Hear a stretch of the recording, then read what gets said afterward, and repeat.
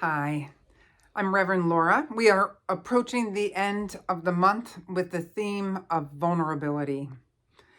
Earlier in the month, I used a quote by Madeleine L'Engle about vulnerability, and it goes like this. It says, when we were children, we used to think that when we were grown up, we would no longer be vulnerable.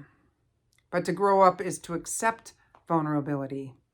To be alive is to be vulnerable.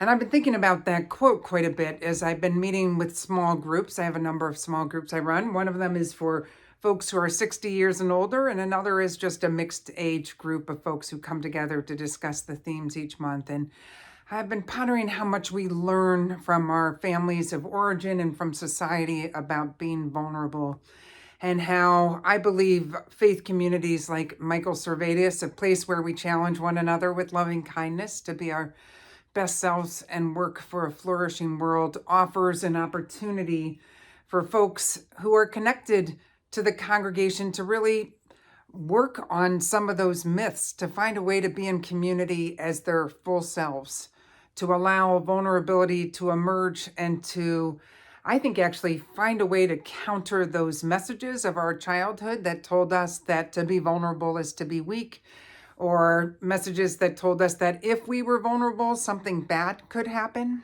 and often would happen, and to create an environment where folks can practice being vulnerable together and continue to feel beloved and safe and cherished. So those are my thoughts on vulnerability for the moment. We will have a guest preacher this Sunday, Terry Berner from Minnesota Interfaith Power and Light, which is an environmental group in the state of Minnesota. She will be preaching, and Rev Diana and I will be joining the youth of our congregation for their coming of age class and discussing UU history and theology.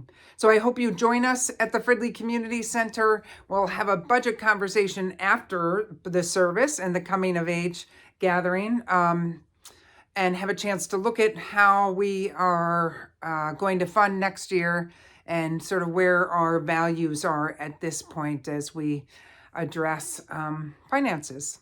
So I hope to see you there.